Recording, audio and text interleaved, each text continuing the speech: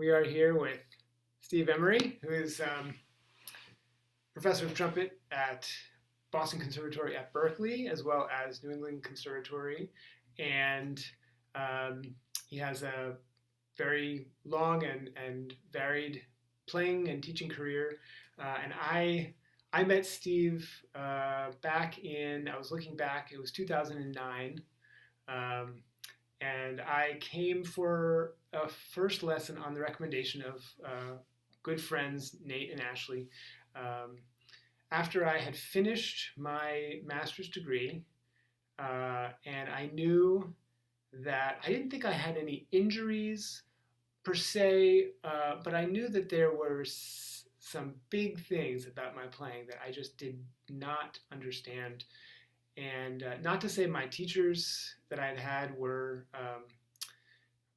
deficient in any way. They were fantastic teachers. Um, but I needed someone who was right for me at that stage of my career. And when I had my first lesson with Steve, there was just this, there were several moments where I just felt like I was kind of hit over the head in a good way. Sorry about that. And, and, um, and what followed were, a number of years of sporadic, monthly or bi-monthly lessons that really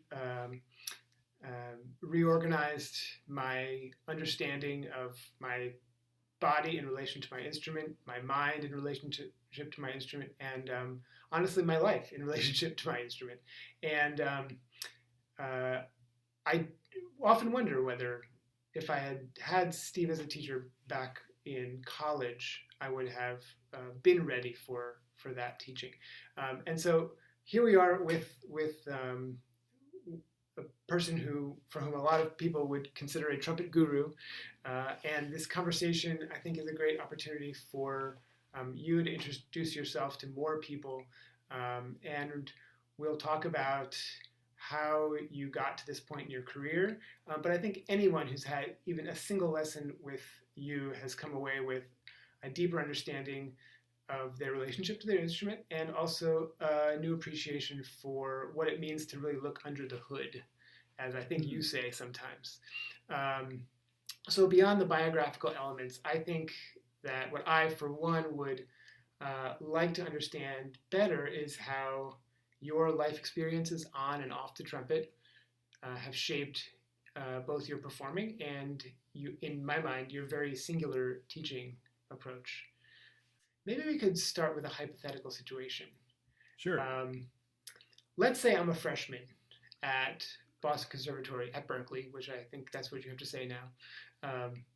I was first trumpet in my all-state band, and I have only been told, at least for the last year, that I'm the best trumpet player in the state.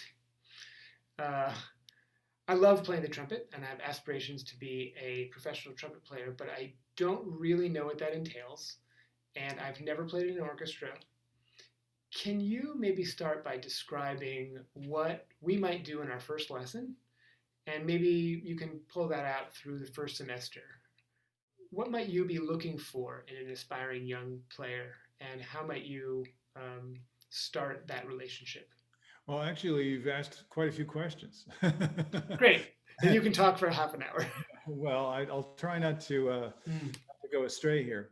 Um, but I think I get your idea. And uh, the great thing about, I look at it as a tremendous privilege, first of all, and I would call it a sacred responsibility almost.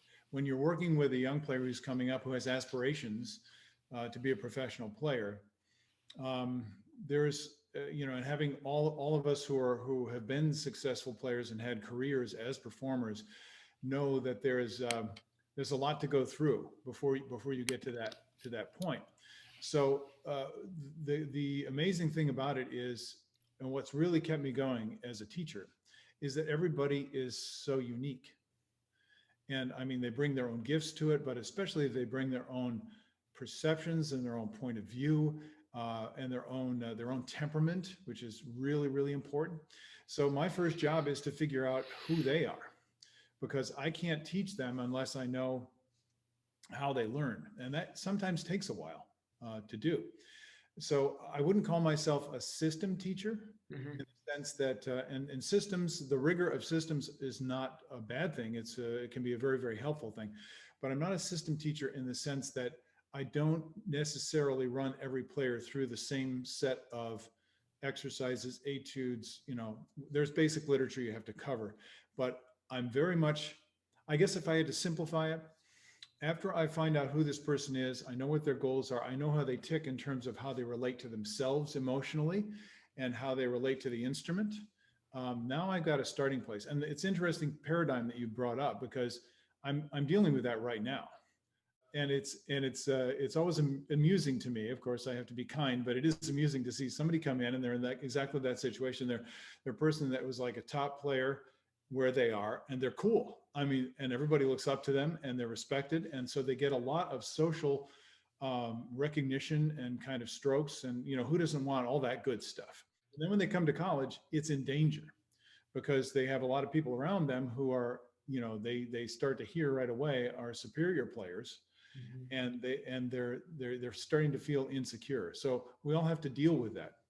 So what I do is just try and focus on the possibilities. If for example, if somebody's very competitive, um, then that's a kind of energy that you can use to help focus a person's work. If somebody is very artistically sensitive, that's another kind of motivation that you can use to focus the person's work.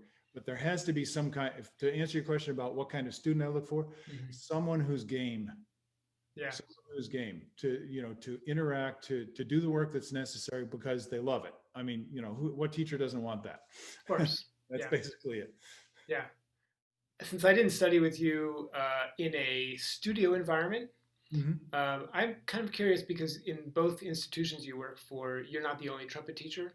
And Right. so, can you talk a little bit about how you and your other colleagues can work to foster a studio environment that is not just a bunch of competitive trumpet players, but people that perhaps are looking out for each other in a way?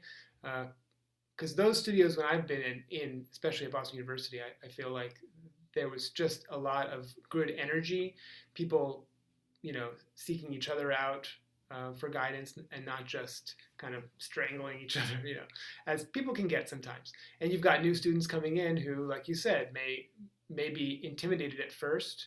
Um, is there something that you and your colleagues do to create an atmosphere that reflects the type of players that you want to send out into the world?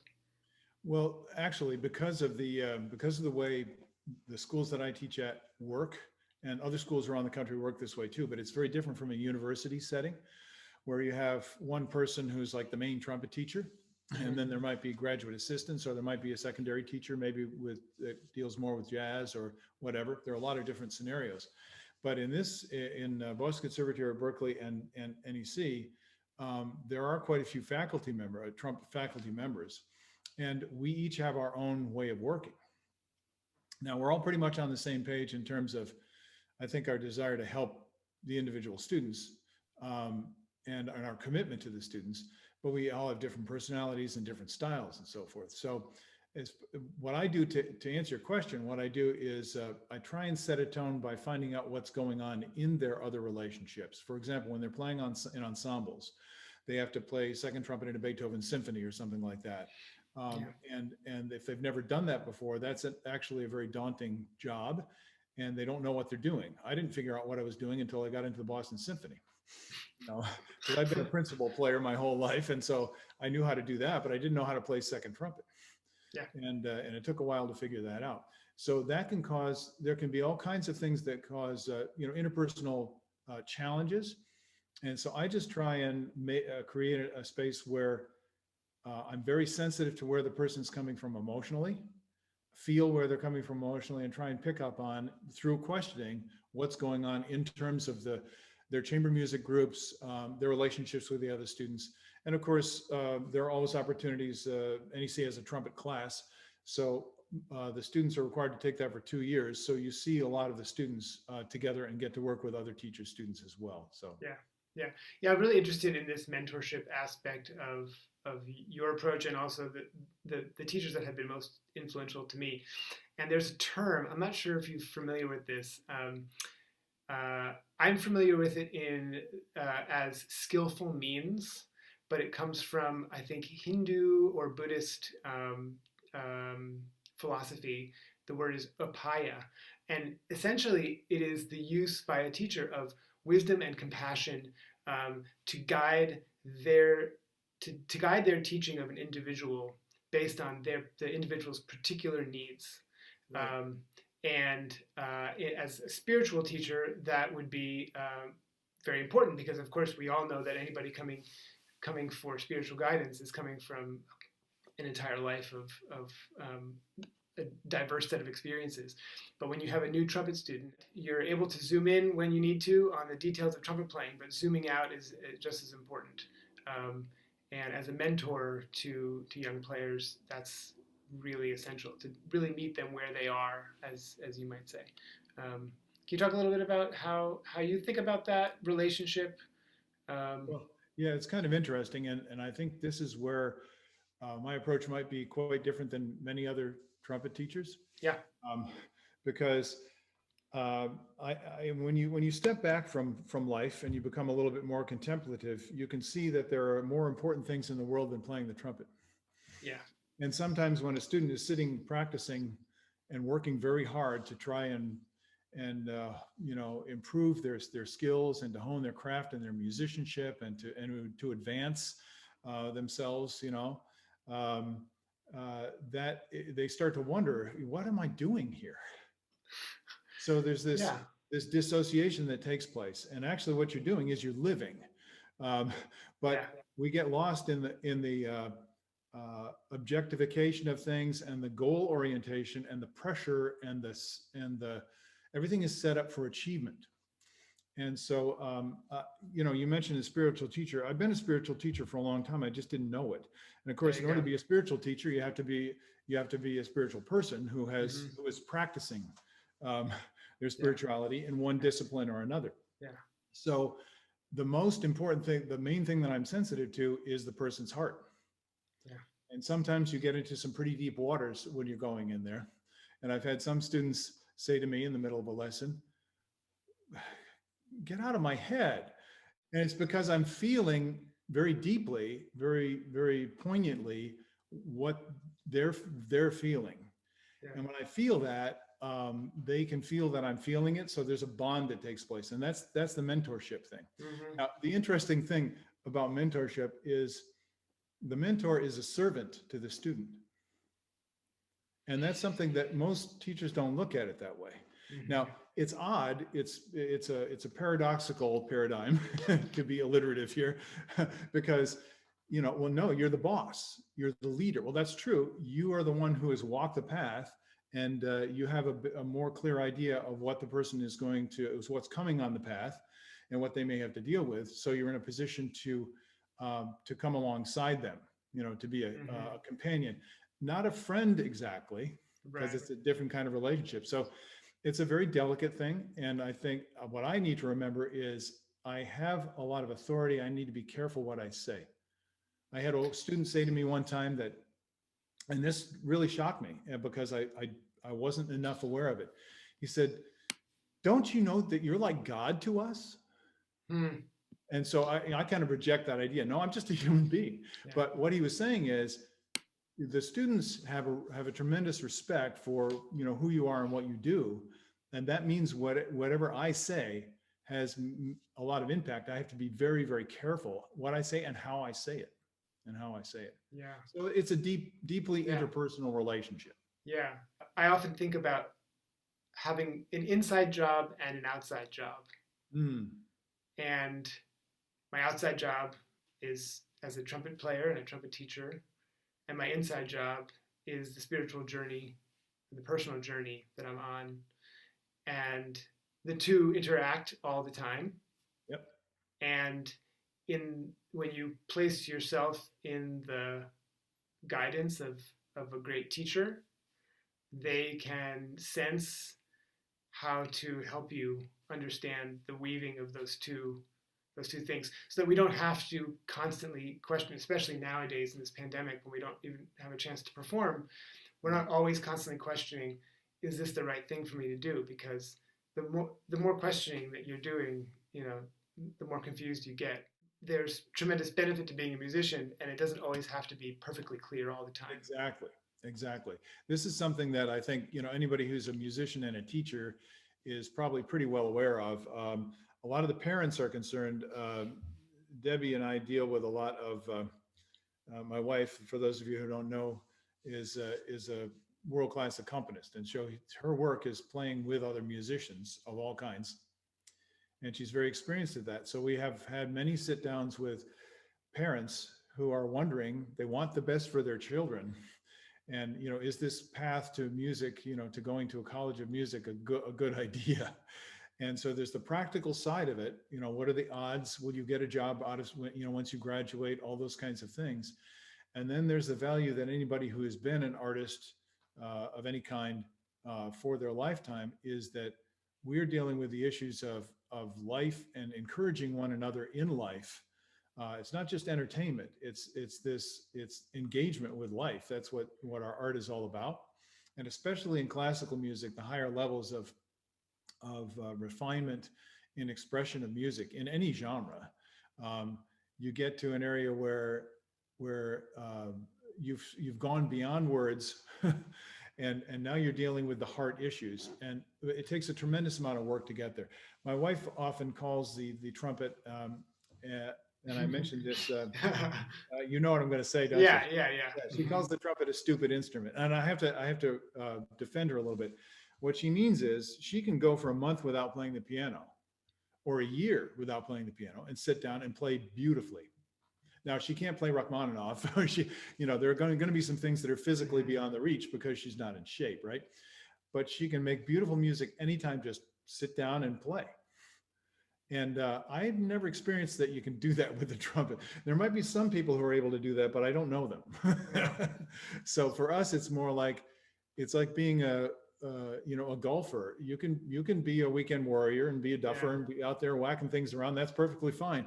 But if you want to be competitive, if you want to play at a high level, then I'm preaching to the choir here. How much of an investment it is. Yeah. So the real problem comes with how much is it worth to you? Yeah. Do you really love it? Are you called? Is there something in your spirit that just says, I got to do this? And if that's the case, you need to follow that call wherever it takes you. And you open up a big Oh yeah. topic here. And actually, I was going to ask about this later, but this seems like a pretty good time. A lot of teachers are adamant that they do not teach beginners. But I think there's a tremendous opportunity when you have a blank slate. But there is the issue of motivation for the younger players who are just laying the groundwork. And even, you think, you've got a kid who's in high school who's pretty well set up. That might be a little easier, but they're, the complexities of their daily life, right, and the pressures of school and all that make it just as hard. And I'm curious. I know that you don't teach a ton of beginners, but you do. You have done it, and you have some beginners now.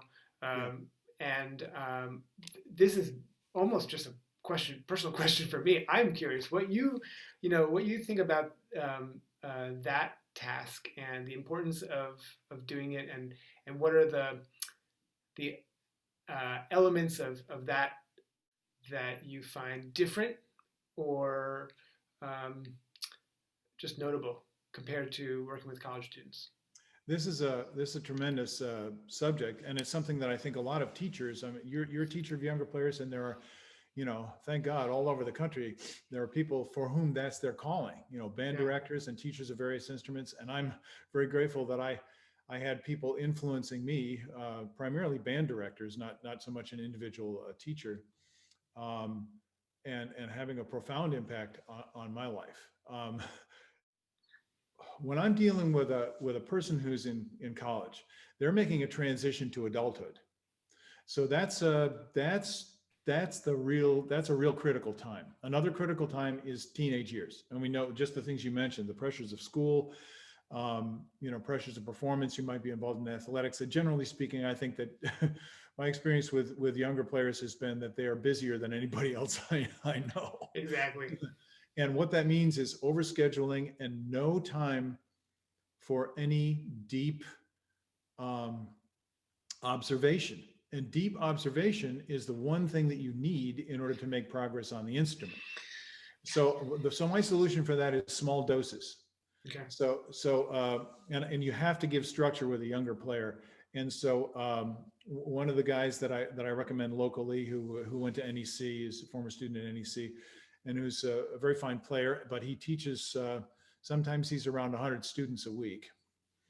And he has a very well designed and honed system for doing that, in terms of keeping track of each one's assignments and so on and so forth. I really can't work that way. I have trouble working that way, because for me it is a mentor relationship. It's less of a, but there's something to be said for that system. So I think there has to be a balance between structure, and then that has to be adjusted when you're to the individual student. And for me, this is a tremendous amount of work. Yeah. It would be very easy to set up a system, and if the kid does the exercise and they practice and they get better, and then you give them the next exercise, or you give them the contest piece, for districts or whatever it is, this is all great if they're making progress. If they're not making progress, then and depending on how they feel about it, if they don't care, that's one kind of issue. If they're distraught because they're not making progress, that's another kind of issue. So you're dealing, first of all, not with a performance aspect. You're dealing with a way of thinking, a way of learning, a way of managing yourself. So what I teach when I'm teaching younger students, I have a young student right now who's, I'm not going to mention his name, but he's been brought up in a culture where it is not unusual for a young person's, elementary, junior high school person to have their life entirely programmed, jam-packed with activities and study at the highest possible level, mathematics, physical culture, arts, everything possible, from 8 a.m. until midnight, every day. And see, that I don't think that works. Yeah. It's like force feeding. What I found is that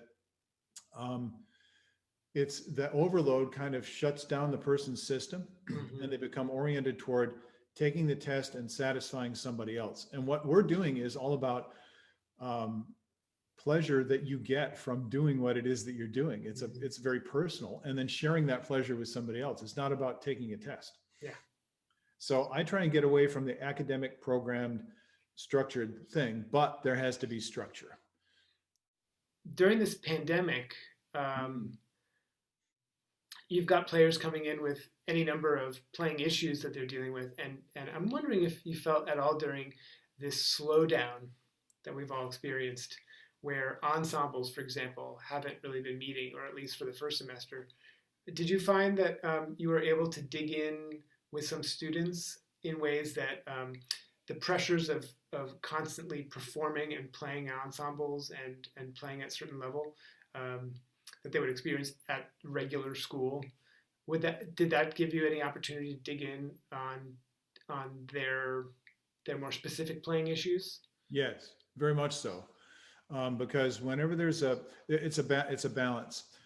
You want to have the opportunity to perform. Yeah.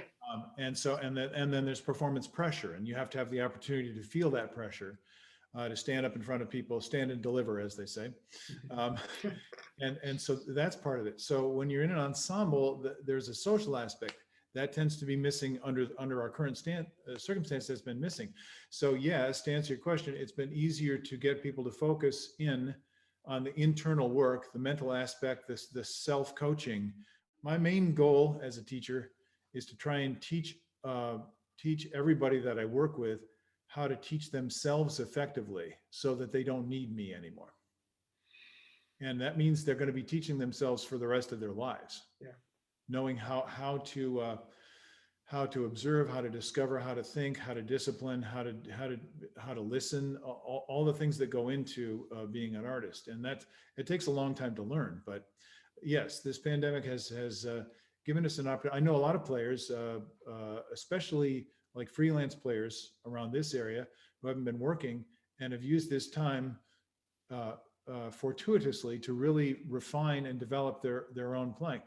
They, because of the situation, maybe took a longer break than they ever had in their entire careers, and then came back, and the system is kind of cleared out from some of the old habits, and they started very carefully building, just as a beginning player would do, back up again. Tremendously useful. So there's been a blessing in this shutdown for some of us. Yeah, yeah. Let's just step back a little bit, find out a little bit more about you and your background. Can you remember the first time you picked up a trumpet? Now you're getting into an interesting area. Okay, I did not choose the trumpet. I was already playing violin. Yeah. And my mom had been a violinist, and so we had violin lying around the house, and I got interested, and there was some real, beginning books that were available right there to me, and so I just started teaching myself out of the book.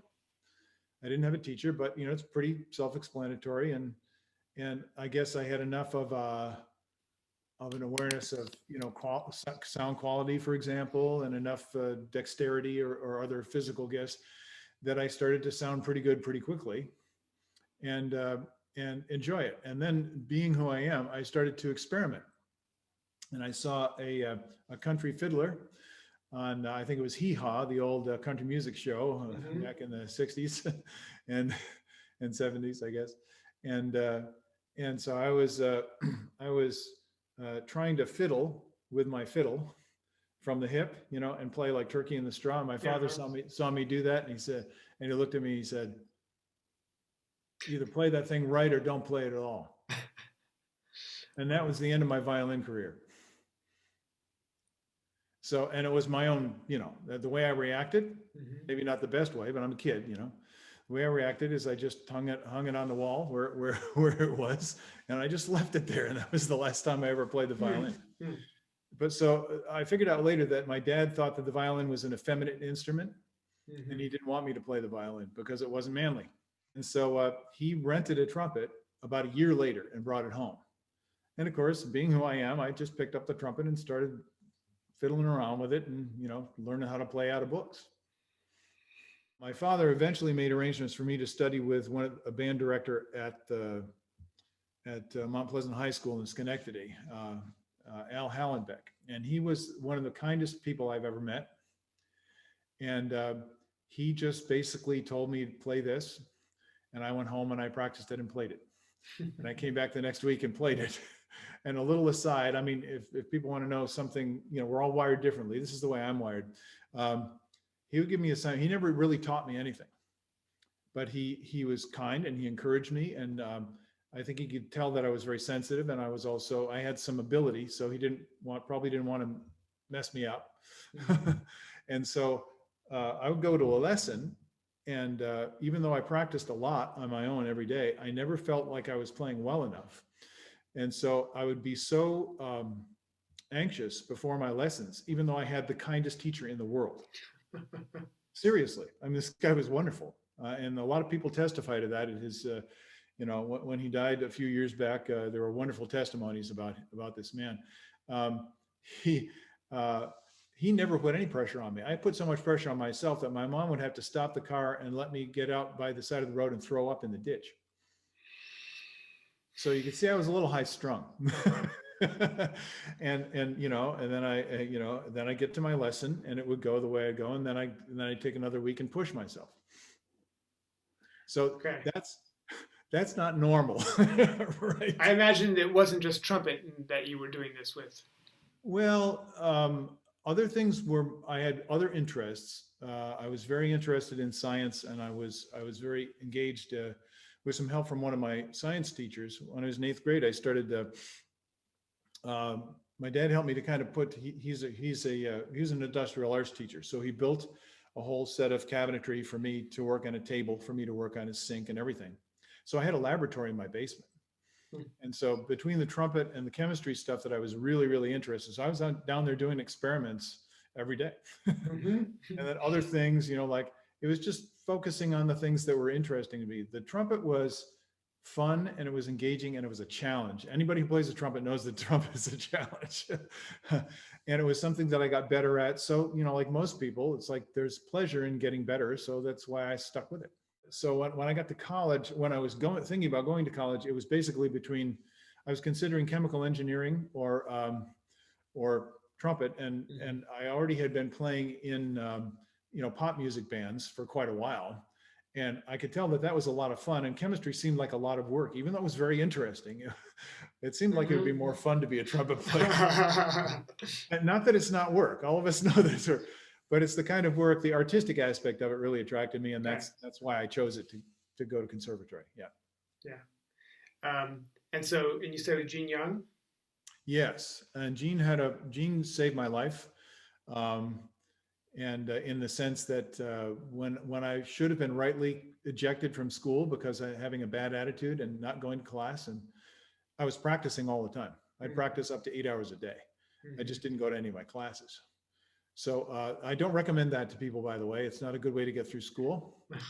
I had a lot to make up at some point, but Gene helped me in many ways, and he helped me beyond what he even knew, um, both artistically, and just the way he taught was through metaphors, and that's a very similar way that I teach as well. So yeah, he had a profound influence on me. He died a couple of years ago now. Yeah.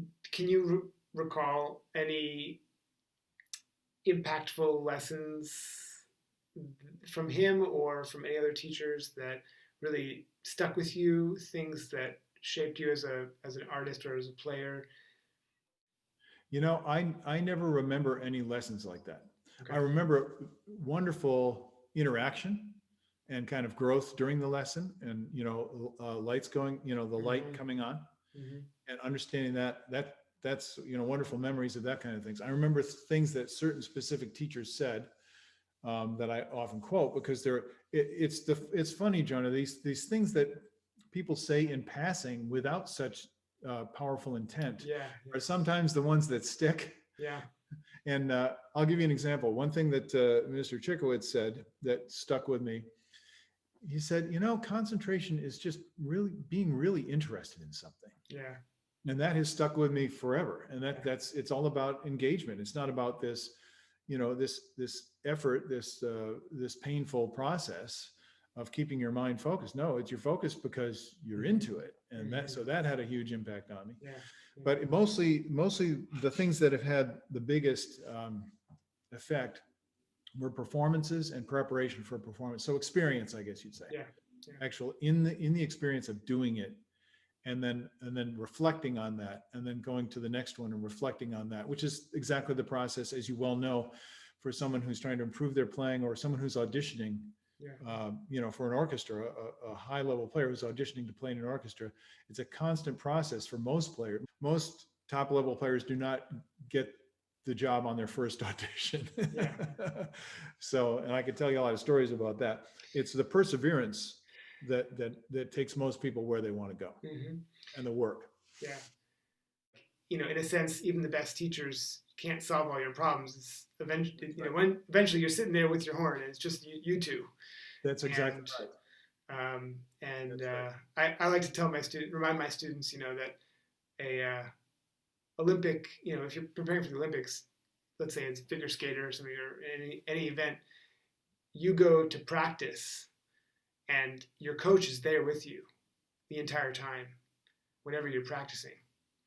And with trumpet, you meet with your coach once a week for 30, 45, an hour. Yeah. The rest of the time, it's just you and your instrument.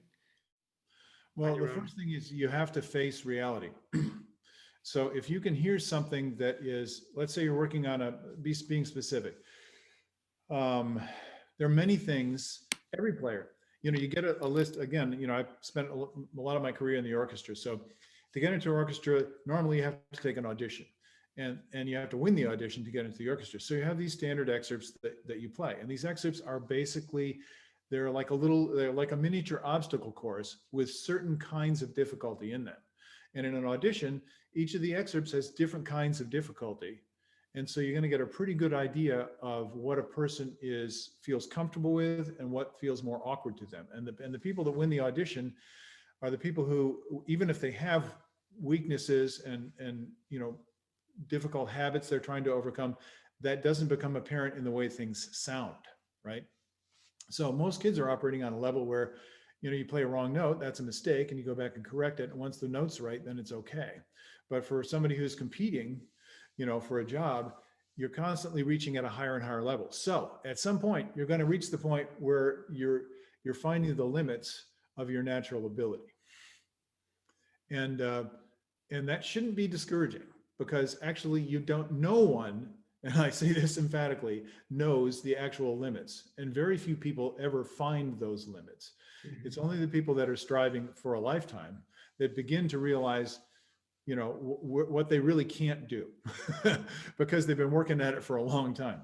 Yeah. So those people find out other ways, they solve the problem. So if I put it in a nutshell, Herbert Clark used to say that as he traveled the world and observed some of the greatest brass players of his time all over the world, what he noticed was that each of these, very advanced players had peculiar genius, as he put it, for solving their own particular problems. Mm. So they had a creative way of working, in which they were walking around and inside and outside and upside down and backwards their problem, and being able to change their mental paradigm and come up with all kinds of creative ways to understand what to hear and to feel what's actually happening, and then to break it down and find ways to deal with the individual aspects of it. So that's what I've always done. And that's what I teach my students to do. And a lot of people are just working with one of my adult students who's a very well-known scientist. Anybody in medical sciences would know Dr. Leonard Zahn, who started the stem cell program at Children's Hospital. And so here's this brilliant guy, and he's a great trumpet player. And he doesn't have a lot of patience. He's a go-getter guy. He's been extremely successful in his career, and he won't sit and play long tones. His mind just explodes if he has to do that. It's not enough stimulation for him. So, but the fact is, there are certain things that you just have to do, whether you want to do them or not. So that creative person is going to figure out a way to become engaged because they're hungry enough for the result that they're going to get by persevering through that. Now, for a young player, there can be a lot of satisfaction and a lot of success pretty quickly. But for an older player, especially somebody who's been playing for many years, and an experienced player, it's much more difficult to make progress. Mm-hmm. And it requires much more effort to do that than it does with a young player. So it's the people that persevere. People like, our hero, Doc Severinsen, is a good example of that. I've heard, this guy, and I could put a lot of other people on the list too, people that improve, many of my colleagues. I shouldn't be dropping names here, so I won't. I'll just say one of the greatest trumpet players in the world, who anybody would probably know his name if I said it. I've heard him improve and improve and improve his playing every year through the years. Mm-hmm. It keeps on getting better and better. Now, but what are the increments? Well, now you're down to, decimal points, right? Yeah. And so to me, it's very admirable to see the kind of commitment and the kind of heart that people put in, because they have a vision for something that can be better. And to me, that's like the human spirit. That's what it's all about. You're always reaching for an ideal. For people that are playing in a high-level orchestra, like the BSO, New York Philharmonic, Berlin, London, any high-level orchestra, all these people, their highest ideal is that they can hear, and they love, and they can hear way beyond what they can play. Mm-hmm. And they're always striving to honor that vision through their work. That's it. And that's what keeps me going. I haven't had any time keeping practicing during the pandemic, because I'm not good enough. I'm just not good enough to honor the music in the way that I want to. I can't. I can come close now, and I'm grateful for that. I might even record some things, at Yeah. some point. Yeah. But you see what I'm talking about? Yeah. Yeah. So I don't know if I got totally off the track with your question, That's but fine. Yeah. you know, Well, you brought up so many things, and one of the things that it became clearer and clearer to me over the years, and then obviously as largely as a result of the time I spent taking lessons with you was that awareness and attention and flexibility of method, creativity of practice are the keys to really being your own teacher. And it comes down to the science of the mind. Really having even an interest in the science of the mind, whether you even understand it or you have a grasp of it. It's understanding how we learn best. Understanding what the brain responds to and how you as an individual respond. You've told me to be aggressive in awareness and passive physically. in other words, the body is like, the spirit is the power, and the body is like the clay. So if you have clay, it's malleable. And if you take your fist and you put your impression into the clay, you take your fist away and you see every tiny little pore and hair is contained in the clay, Mm-hmm. right? And so why? Because the clay takes the form of the impact, and it's the impact of your mind. Mm-hmm. So this is one of the things that I try and teach my students, and it's the most difficult thing to teach. And that's because I suppose it takes a lot of self-restraint Yeah. to do it, which is mental practice. And all that means is, one of the old techniques from Dr. Reinhardt's methods is rest as much as you play. And most people, when they play, and then they're resting mentally.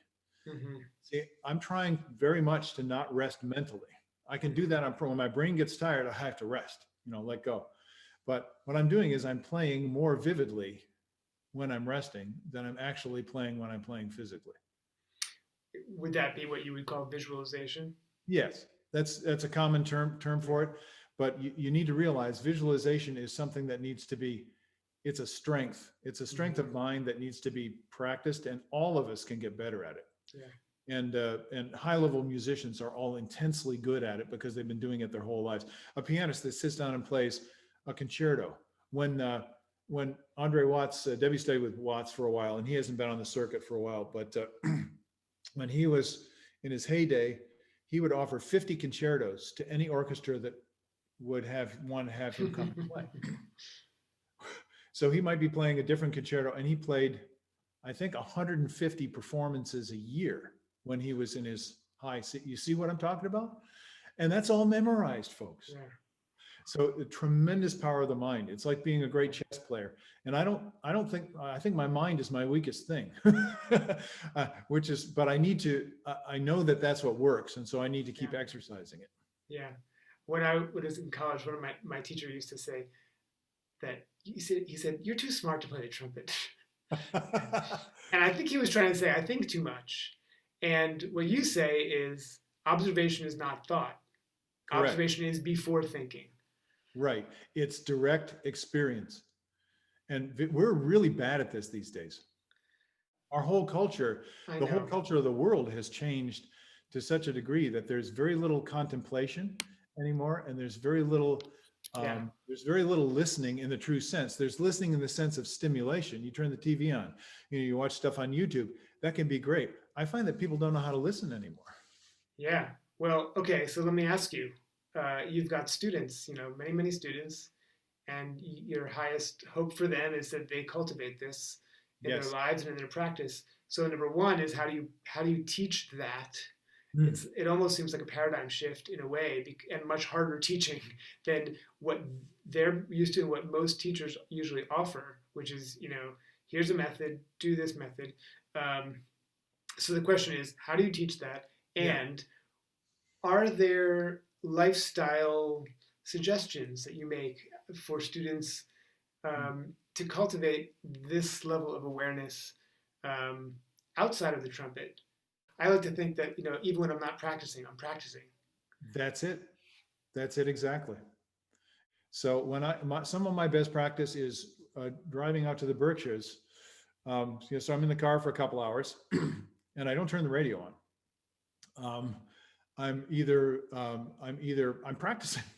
I might be, I might be practicing like something that I find challenging, like the first E flat part from Heldenleben, where,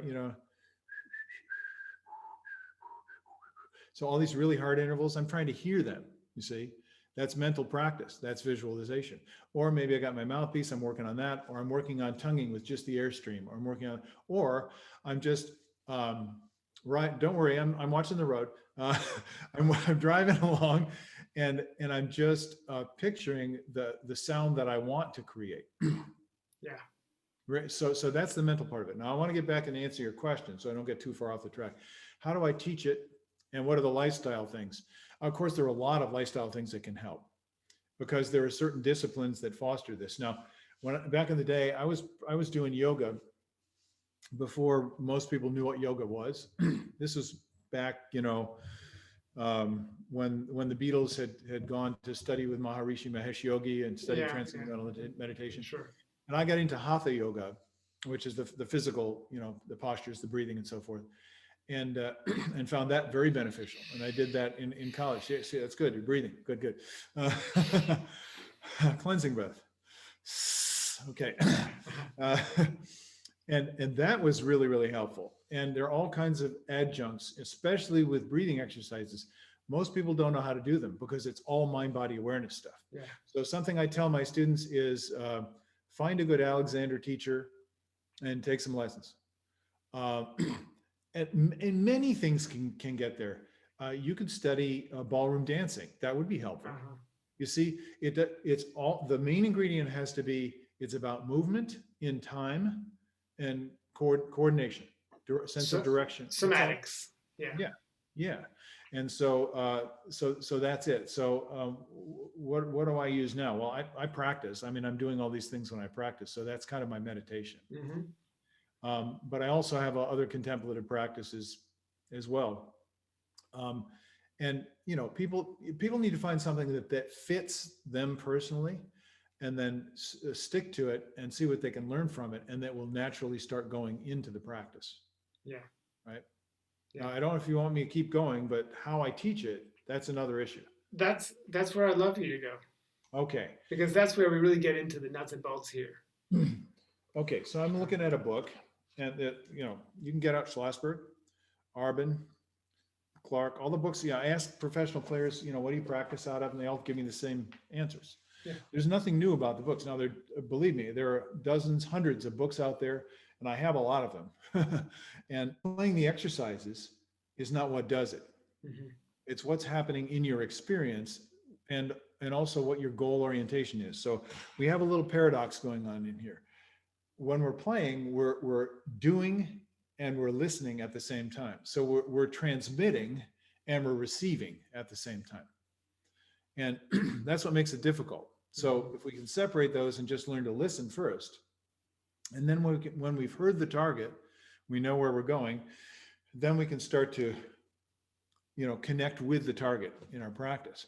And the target, my method is really, really simple. It just comes down to the simplest things. If you talk to people, the greatest players, Nakaryakov says that, if he has 3 hours to practice, to him, that's not a lot of practice. He's got a lot of music that he's working on and so on and so forth. But mostly what he's working on is the simplest things that relate to the music that he's playing.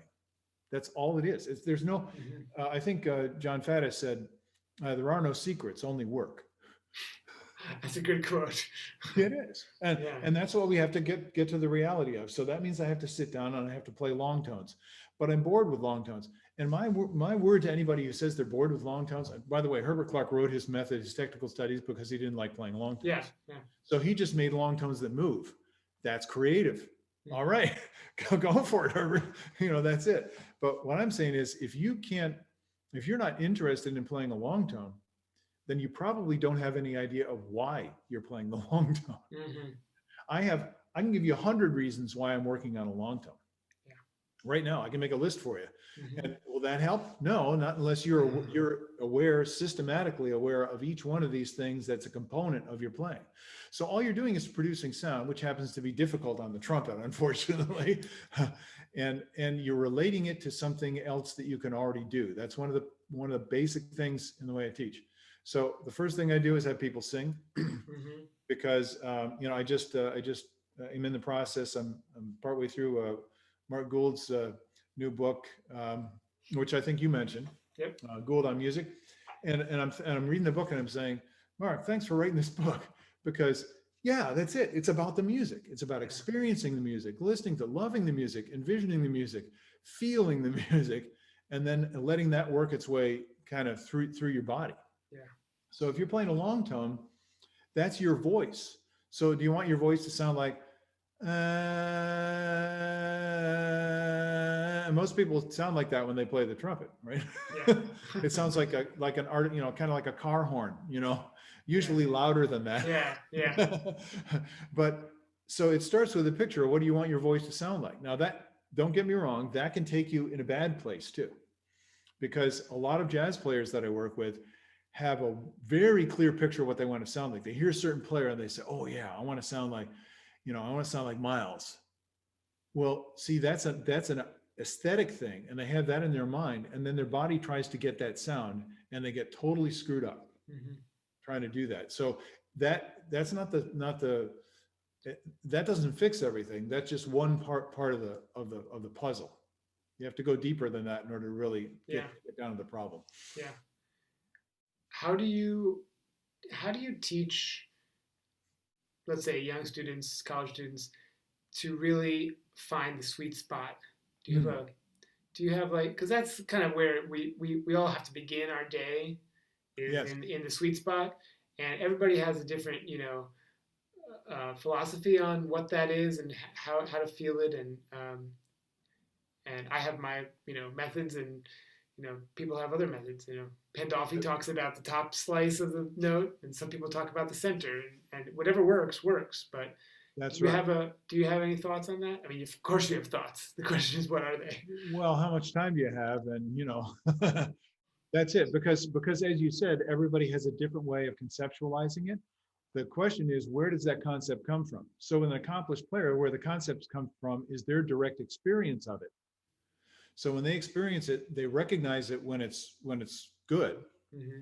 They recognize the difference between good, excellent, and sublime, and meh, that, Yeah. and so because they have that recognition, they can focus their attention. They know where they're going. They know where the target is, and then the concept comes from their body, Hmm. observing their body, telling them, this is what it feels like when you do that. This is what it looks like in your imagination when you do that.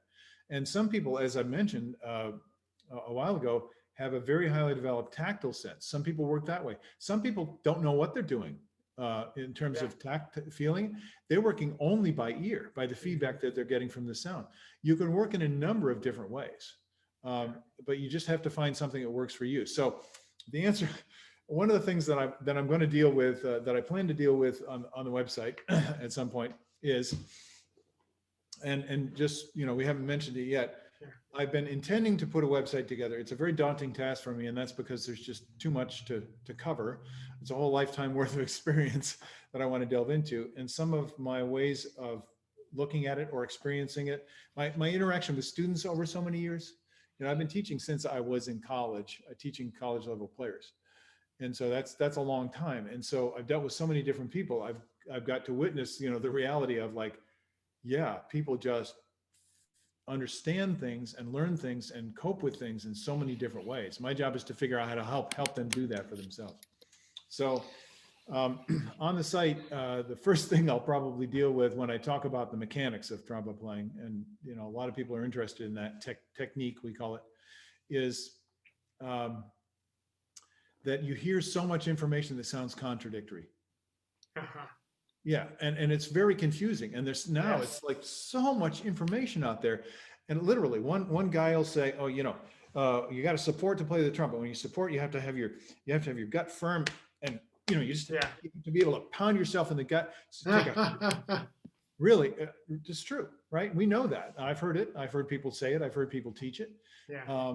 And then you'll have other people, very respectable people, by the way.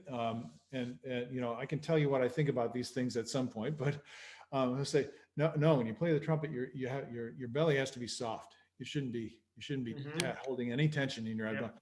Now, what is a young student supposed to do with that information? Right. It's ridiculous.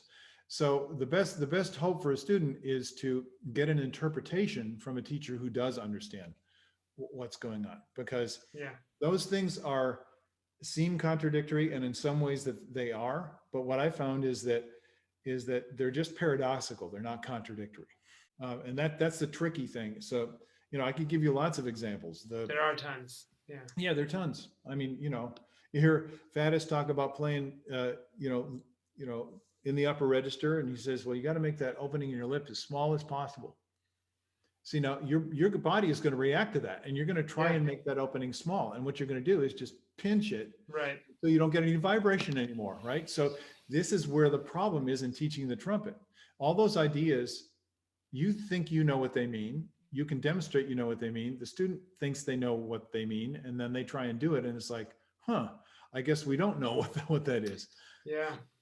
Bobby Shoes says, no, when you play in the upper register, you gotta make sure you keep that open. Keep your lips open. Yeah. And they're both exactly right. They're just talking at it from opposite sides. Yeah. Yeah. Exactly. So I think that what you're describing is what most people think about when they think of their trumpet teachers, their trumpet lessons.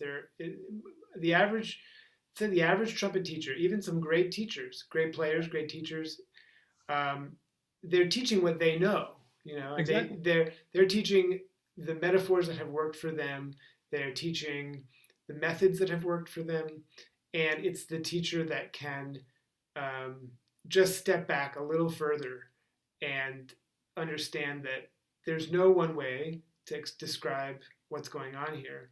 There's only the way that works for you, and then the teacher's job is to teach you to figure out what works for you, and that's harder. It's way more difficult, and in the process, what you're teaching the person to do is to use their power to benefit themselves. Yeah. To engage the task themselves. Most people that come to me expect me to fix their problem for them. Yeah. And what I'm telling them is, no, the only person that can fix it is you. I can hope to guide you, give you some ideas. Maybe my best ability is when I can lead someone into experiencing it. So to kind of summarize what I do, is I spent my lifetime inventing as many ways as I can think of to try and lead a person into experiencing the realities that I understand. Okay. So the different exercises, different concepts, different approaches on and especially off the trumpet that are not directly related. And then, different routines, different applications. And if I can't lead them into the experience, I've been forced to try to invent other ways of explaining it. So that's what I mean about the creative process. Yeah. So for a player, for somebody who is not so much dedicated to teaching, but is a very accomplished player, what they've done is they've had success with doing that for themselves, as you said. The real work is turning that around. So how can somebody else get a benefit from it? So that's basically what I've been dedicated to for my life. Right, and that goes back to your feelings about systems, the danger of systems. Yeah, if you're doing a systematic approach and you're not improving, then the system is destructive. It's at least it's ineffectual. At worst, it's destructive. Because if you're playing something over and over again and your playing there's nothing about your playing that's improving, then why are you playing? I mean, there's a famous story from Herbert Clark.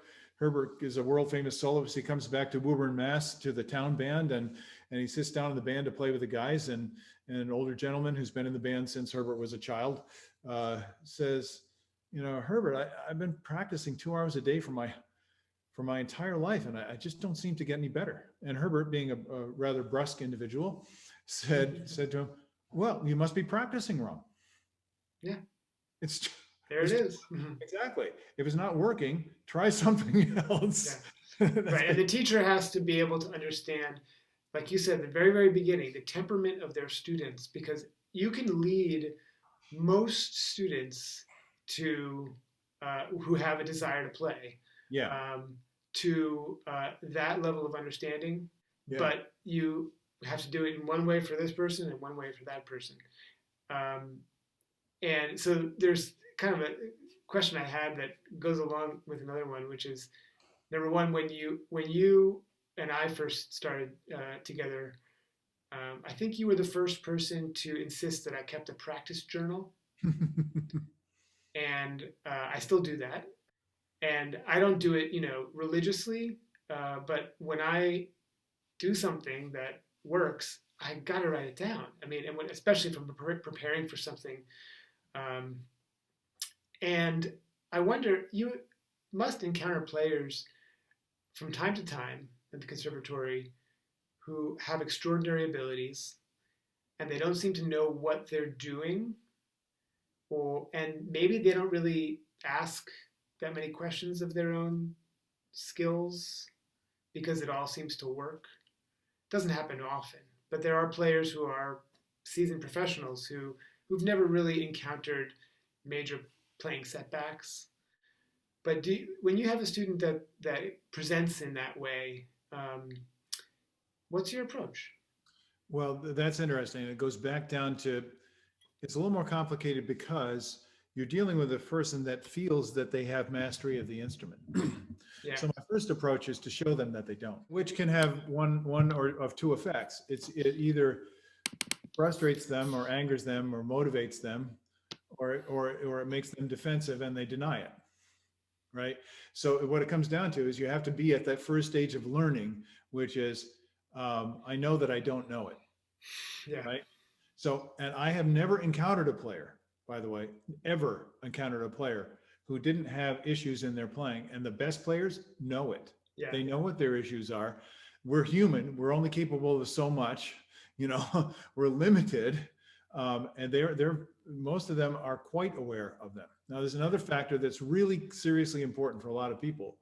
Um, you said something important about, maybe they don't know what they're doing.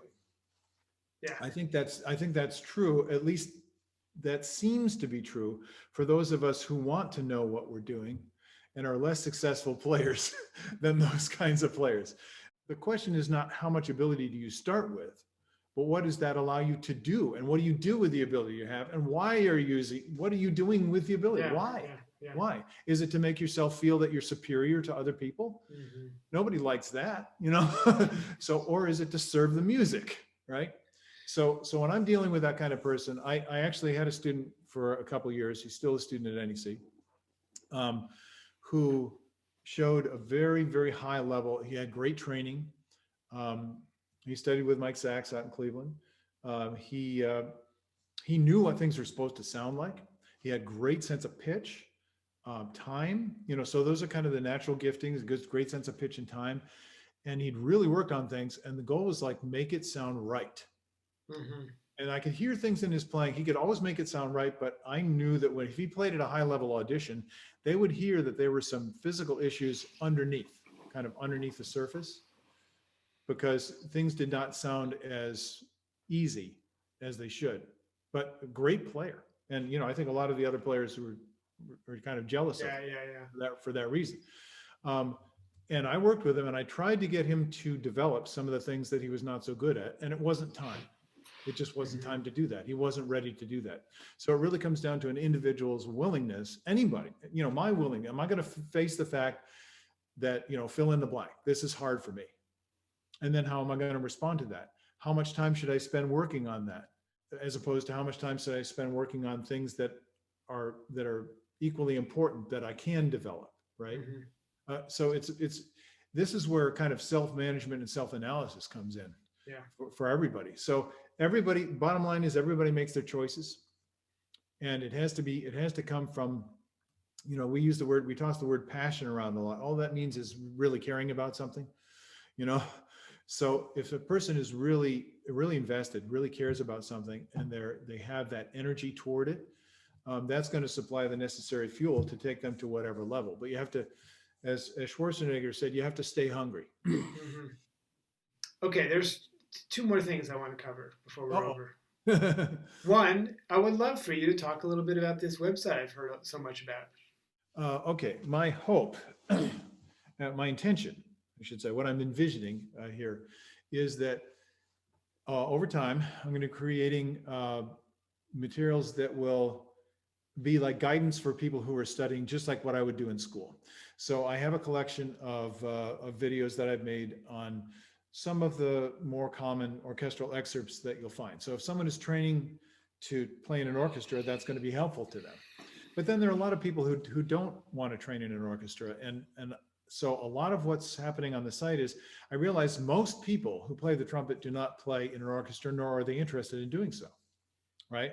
But they still have to play the trumpet in order to make the music that they want to make.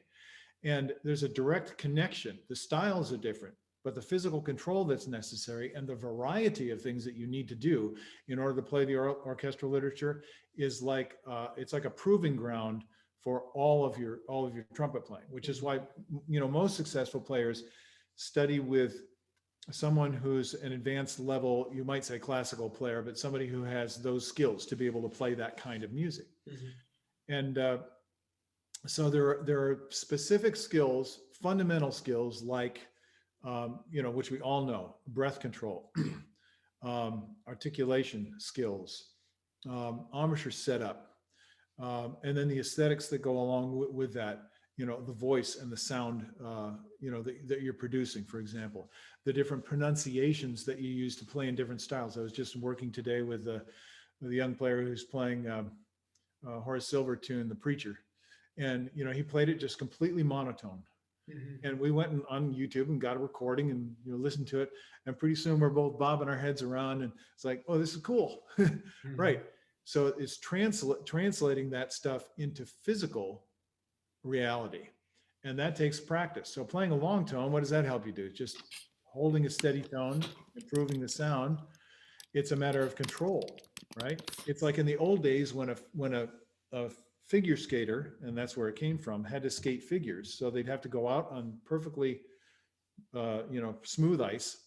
The Zamboni took it and totally smooth, and they go on and they cut the ice in a perfect figure eight. They have to do it a certain number of times and trace the same exact line. That takes tremendous control to do that. That's the kind of control that a trumpet player needs in order to play. How do you get it? So branching off of the orchestral excerpts, and maybe examining some of the basic solo literature and etudes as well. All my students have had the same kinds of problems. And what I'm trying to do is help people solve specific problems so they can advance their playing and have more fun doing it. So I want to get down deeply, more deeply than I've seen anybody else really do. And this is probably dangerous. I might go mad in the process, but I want to get down to the mechanics, how the body works, how the mind works with the body, as you said before, what is actually happening when we play, and simplify it as much as possible. It's a huge task. So what it basically is doing is you're teaching someone to be able to look at a complex piece of machinery, which is the human body, and begin to understand how it works. And so, I just had a student today looking at some basic body mapping, Alexander stuff about posture and breathing. And, people aren't interested in that. They just want to play. Great. Go ahead and play. Enjoy it. There's nothing wrong with that. But if you get serious, or if you get stuck, you're going to have to, go back to the well and get some real stuff.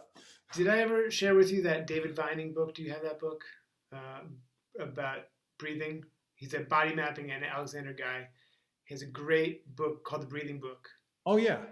I don't have the book yet. It's on my Amazon list. It's terrific. I mean, it's basically the body mapping, stuff. But that's exactly exactly what I'm talking about. And see, that's something that people don't have patience for. I'll tell you right now, Ben Wright, another BSO player, it changed his life when he started studying Alexander. I mean, he got so excited. Because he felt the total difference in his body and realized, wow, this opens up a whole new world. And so that's just one area. We haven't gotten into aesthetics, which is everything is integrated. It doesn't matter if it's literature, if it's painting, if it's dance, theater, whatever. It's all art. And so, and there are commonalities between all these different forms of very human to human expression. And I'm really, really interested in that. So I get into it a little bit when I'm talking about the excerpts. I'm doing a class this Wednesday at NEC a trumpet class on what one of my students calls the finishing touches, because he noticed that certain people can play the trumpet really, really, really well, and yet they won't necessarily win the audition. Mm-hmm. And there'll be a lot of people that come in and play really well. I can tell you a lot of stories about it. And I mean, they nail everything. It's like perfect. The rhythm's perfect. The style's appropriate. The sound is good. The pitch is perfect. Um, I'll sum it up like this. Pete Chapman, who used to play second in the orchestra for many years, um, told me during one of the auditions, he said, "Yeah, one of the guys, he was in the semis. He just played everything perfect, meaning his craftsmanship was Mm-hmm. absolutely perfect." He says, "So we kind of had to put him in the finals, but of course we're not going to give him the job." Yeah. See, that's what The X factor was missing. yeah, and the X factor is just musicianship. Well, what the heck is that? It's a form of artistry, and you have to learn it, and you learn it by listening. And that's I'm preaching the same thing that Mark Gould preaches. Winton preaches it all the time. It's the same thing. There's nothing new. There's no secrets, only work. So go and listen. That would be my advice. Yeah. And I hope people will come and when we get this off the ground, it'll be a continuous work in progress. And I don't know exactly what it's going to look like. It's going to evolve, I imagine. But the starting idea is we're trying to make music, and you have to have the physical, technical thing in order to be able to have the facility to make music that you have in your mind. And those are the problems I want to help people to solve. Great. Looking forward to it. Me too. So I thought we could sort of end with a little lightning round. Oh, okay. So I thought of 6 questions Oh, that invite brief answers, despite the fact that some of these questions are big questions. Just okay. So I'll just try and give you capsule answers. Yeah. Okay. So, what gives you confidence? Hearing clearly and trusting. So if I go to play something, I can taste it with my ears and I can taste it with my body. And those two are unified. They're completely unified. And that's why we practice. So yeah, confidence, I mean, if I give a definition, it's just knowing that you can do something. Yeah. And that you can be wrong about that, but yeah. What are some of the most common misconceptions about playing that you find in college students? That's a really good question. I'll give you a couple of different answers. One is they think that it's really hard. And when you're playing well, it's not hard. And if you tell yourself it's hard, it will be hard. Well, it's a self-fulfilling prophecy. That's right. So that's probably the starting point, and it comes from our own experience, and that's a big deal. That's a big deal. And then the other part of it is it's not about right or wrong. Mm-hmm. It's not a math problem. Yeah. It's not it's not science. It's human, and it's not about right and wrong. It's about what tastes better or what doesn't taste so good. Mm-hmm. So it's honesty. And honesty. Yeah, right. Total honesty about that, and that's a painful process to the ego, but it's a freeing process to the spirit. What are you listening to these days? Oh wow. I would just listen. I can get stuck on YouTube, and I try not to do that. So it's a discipline. So I would just suggest to people, just as an aside, when you listen specifically, listen long, maybe to the same. When you find something that's like, holy cow, that is great, or I love that, or whatever your action, listen to it over and over again, right? And don't go mindless. Start to listen for the different flavors. Educate your ears. So to answer your question, I just put together a list and sent it off. And what's in there? 2 videos on YouTube. Anybody can find them. Auf dem Fluss and Gute Nacht from Die Winterreise by Schubert, sung by Thomas Quasthoff. Ooh. Yeah. That's an education. That's a clinic. So Yeah. just go and listen. Um, let's see what else. Oh, my wife played in a live broadcast, which was on National Public Radio, with a violinist who was in town performing, and the man's name is Nicholas Schneider, and he's playing with Fritz Kreisler's violin, right? Oh, So he was playing Fritz Kreisler's tunes mm-hmm. on this little interview. And this is available on the NPR website if you're interested. Schneider, and he's playing with Debbie. Debbie went in for this, and this was the paradigm. They get in, they read through like 14, 15 different Chrysler, piano and violin tunes in an hour, and they picked like 5 of them, I guess, and then they performed them live on the radio. Okay, and this guy's playing is just, it's like so much. It made me weep that I didn't play the violin anymore. Oh, because you can't do that on the trumpet. You can't do that on the trumpet. Yeah.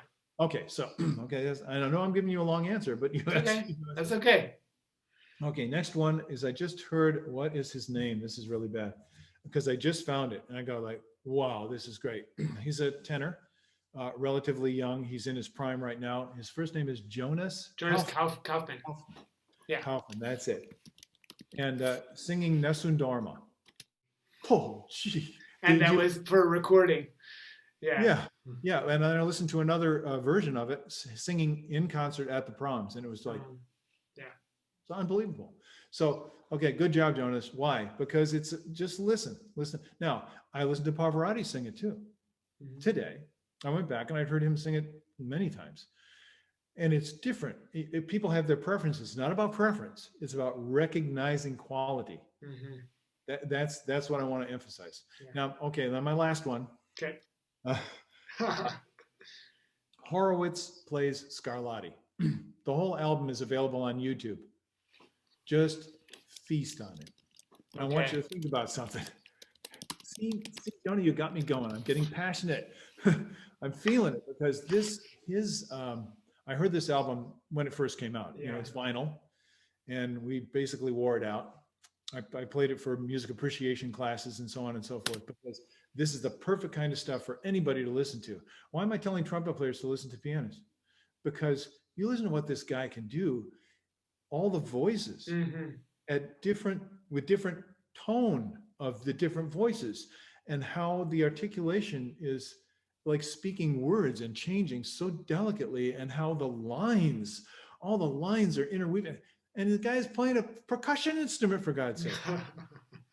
How do you do that? First of all, it's an amazing instrument. But what's also interesting, this reminded me of when I was really into, those Glenn Gould recordings of the Goldberg variations. And you watch Horowitz play, and he is. Yep. No. Exactly. And then if Gould is the opposite, right? Right. but he's able to weave that, and I show my students videos of players sometimes, and we've been looking at some videos of Sergei Nikarikov lately, and he's similar.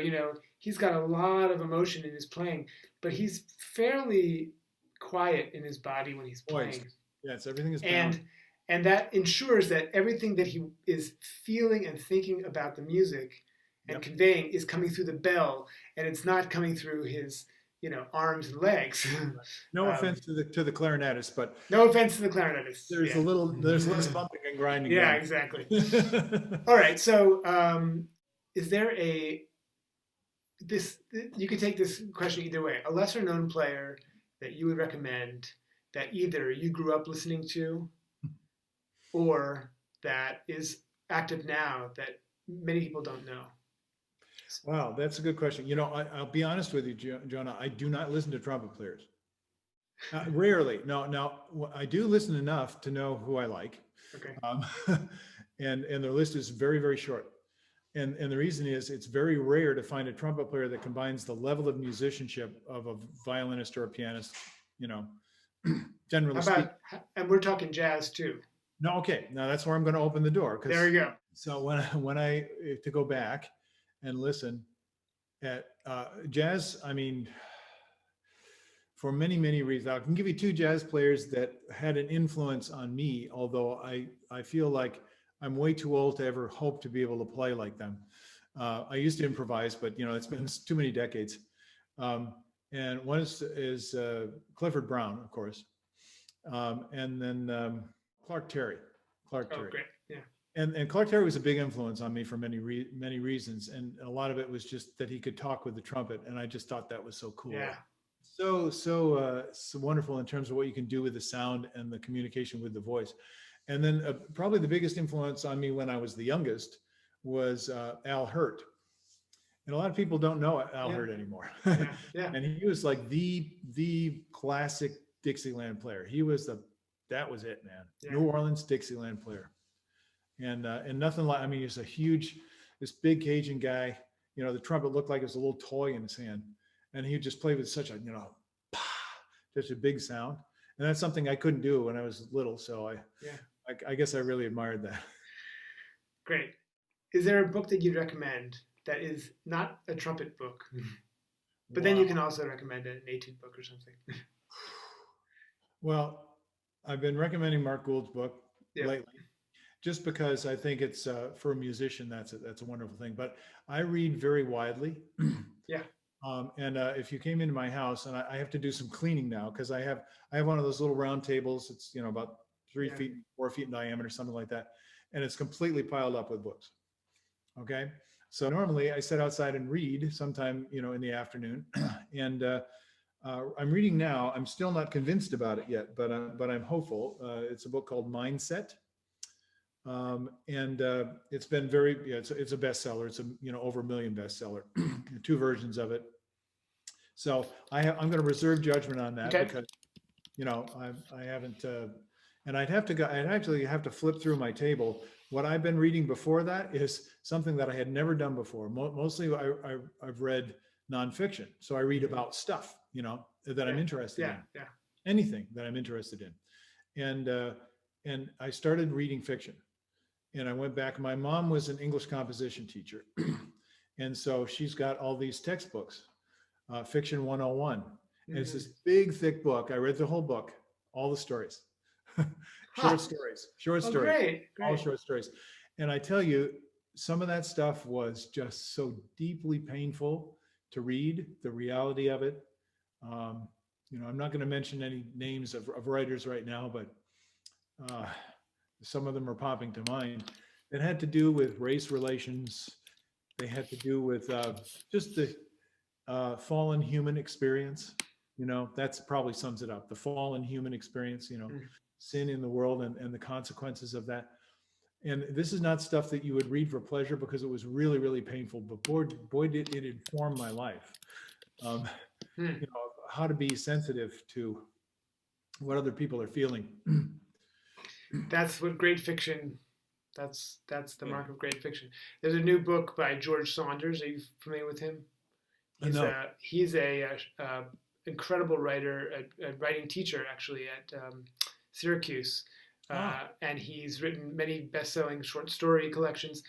And he just put out a book called "A Swim in a Pond in the Rain," in which 4 Russian masters give a masterclass on reading, writing, and life. And he basically goes through his key stories from the great Russian writers, Chekhov, Tolstoy, and the short stories that he uses in his writing class teach about writing, great writing, and he deconstructs the stories. He gives the story in translation, and then he deconstructs it, and it's definitely my next book, because all those stories, I mean, are the epitome of you know, the pathos of life. And is there an etude book that you'd recommend? Yeah, I mean, my favorite one of all time is very unconventional. I've been using it. I don't know too many other trumpet teachers that are using it. It was originally a horn book, and it's called Preparatory Melodies to Solo Work by Max Potag. Poshak, yeah. And Potag was a horn player in the Chicago Symphony back in the day. And he did this, he transcribed from the Chantal collection. I think there's a whole list of etudes that were written in Germany back then. What's so great about it is you have things that are 2, 3, 4, 5 lines of music. So none of these big page or 2-page long etudes with all the musical challenges that trumpet players tend to ignore, which is, different styles of articulation, tremendous subtlety in the dynamic control, pacing, working out your the management of your breathing when you're playing an etude. It's all about the freedom that a solo player has that we as ensemble players, heavily conditioned ensemble players, don't learn. So that's to me, that's my favorite etude book. Yeah. Great. Okay, final question. Not to be a big question or anything, but what do you wish you really understood? Well, it's something that I'm working on right now, and it's something that's being revealed to me more and more. I wish I understood God's heart, and I do, and the only way anyone can understand God's heart is to ask Him to explain it to them, and then go through the process, the sometimes very, very challenging process of life, in order to learn the lesson of what is God's heart like. Because this world is very confusing, and there's a lot. God gets a bad rap. A lot of stuff gets blamed on God because He's all powerful. So you say, well, how can He let all this bad stuff happen? Either He's not all powerful or He doesn't care. And that's a misunderstanding. When you understand God's heart, then that solves a lot of the problems. It solves a lot of the problems. So that's a lifelong journey for anyone, and I encourage everyone to engage in it.